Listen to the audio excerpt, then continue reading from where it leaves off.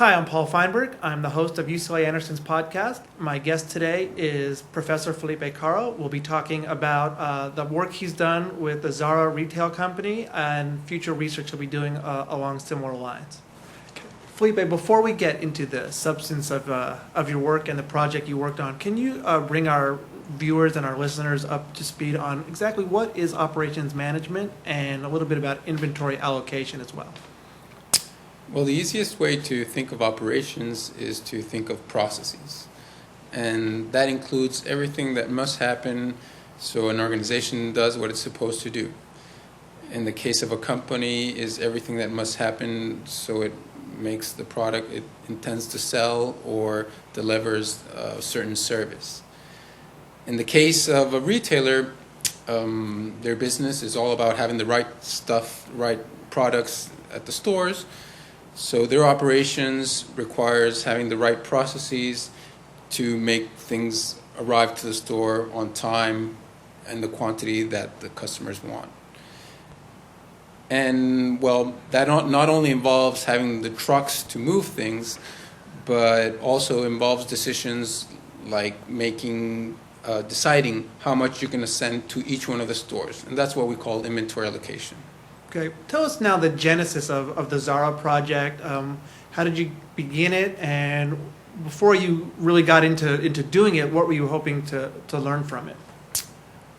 The way it started was I worked on a problem inspired by their operations during my PhD. And after that, I was interested in getting some feedback from a company that could use the kind of models I developed. And I was lucky to get in touch with a person at Zara, and we started talking, and finally we discovered certain problems that were relevant to them, were interesting to me from a research standpoint, and I brought on board my former advisor, Jeremy Gallion, and that's how the collaboration started. Initially, I was interested in one particular type of decision, that was the assortment decision that they made, but through our first initial conversations, I realized that they had many other interesting problems that they were solving in a certain way that had worked well for a reduced number of stores, but since they were growing very fast, it was evident that those old processes or legacy processes had limitations or were not scalable. I would say actually they would get the job done, but probably not in the best way. And that's how we got interested in looking. First we started with the inventory allocation problem, and then we started exploring other problems. Okay, now I know Zara is a clothing retail chain. So tell us a little bit about the company itself, just for those who haven't shopped there, who don't know the company. Zara is the largest apparel retailer in the world, at least based on most recent figures. And they sell clothes that have a high fashion component. Actually, people call them a fast fashion retailer because they try to provide cutting-edge fashion at an affordable price. And their main market is Europe, and they've expanded to mostly everywhere else in the world, including here the States, though they have less stores compared to other parts. So now let's talk about the project itself. You know, what type of work did you do? What did you look at? What were some of the methods you used? And also, what were the results that you came to at the end? The first project we started was on inventory allocation, as I mentioned, and the question was, there's a limited amount of stock at a warehouse, and how do you allocate it across a network of stores? Now, this is a problem that has been studied in the literature for many years, in the academic literature.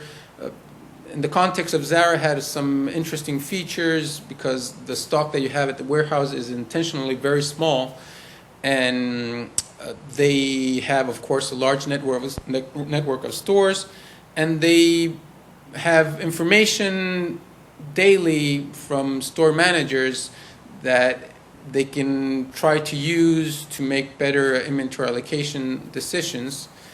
So I I looked at the literature and we saw that there was nothing like off the shelf to use right away. That's why it was interesting from an academic standpoint as well.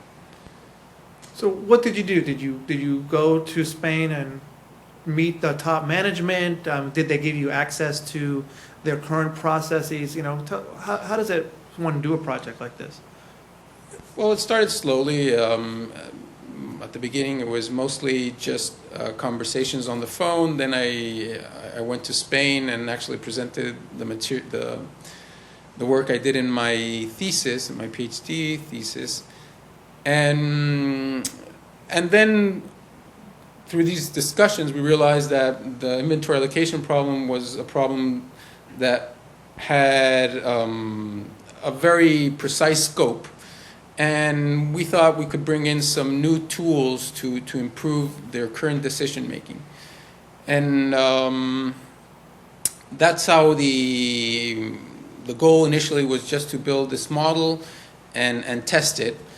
But it generated like a common language between academics and practitioners that we've been exploring further in other projects. So just sticking with this project though, has the company made any changes to the way they were doing business, or something specific you could tell us they were doing this and then this project came and now they're doing some things in some new way?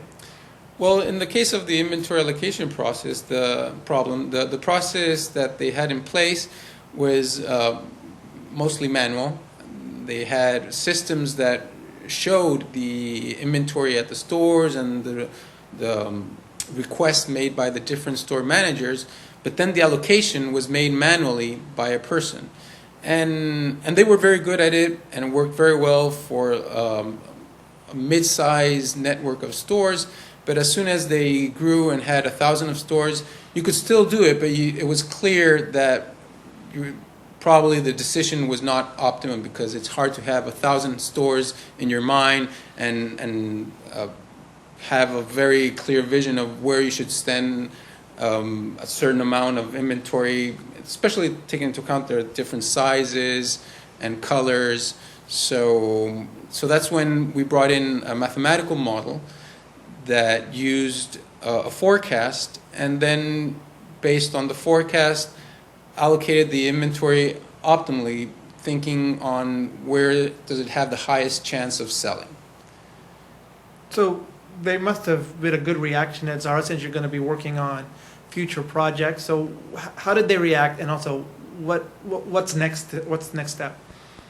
The project didn't finish with just the model. The idea was to test it, because one of the objectives was to bridge the gap between the theory and practice, and actually measure how much you could improve making decisions based on models. So we did a pilot, and we designed it in a way that we could measure the specific impact of the model. And the result was that the model increased sales during the selling season by 3 to 4%. And that translated into dollars. It's like more than $200 million in additional revenue for one year. And of course, that motivated people at Zara to start looking into other problems. And for us, we were able to write a paper, and I think we made a contribution to the literature. And also now we have, as I mentioned before, established this relationship where we come up with suggestions based on what the theory says, and we get their input, and together we build something that finally works. So I know that in your career, in your profession, the goal is to publish papers and contribute to the literature. Is there also a sense of satisfaction, though, when you do something, it gets published, you get that satisfaction, but the company you're working with realizes profits and actually improves the way they're doing business? Of course. I mentioned that operations is about getting things done, and of course you want to do it in the best way. And well, here we have evidence showing that you can do it in a better way. And not only that, it's scalable. So now you could increase the number of stores to 2,000, 3,000, and this is a process that could grow accordingly. And of course, there's a huge satisfaction with that, and I think that's the beauty of applied research. You come up with all these ideas based on theory, but you finally see how it works. Is there a way to summarize the impact your project had on the company? The impact was huge. After the pilot, they decided to implement the model at a full scale, pretty much to distribute all their articles and to all the stores, and that occurred by the end of 2007. And well, now I can probably say that every item at a Zara store has been shipped using our model. Now I know I don't mean to put you on the spot, but this paper received some honors in your profession. Can you talk a little bit about the Edelman Award and sort of that process? Yes, with the inventory allocation project, we were selected as a finalist in the Edelman competition. That makes us France Edelman laureates. And it's a very prestigious award in the operations community because they call it the Super Bowl of operations, and it tries to identify best practices where academics and practitioners get together and make things better.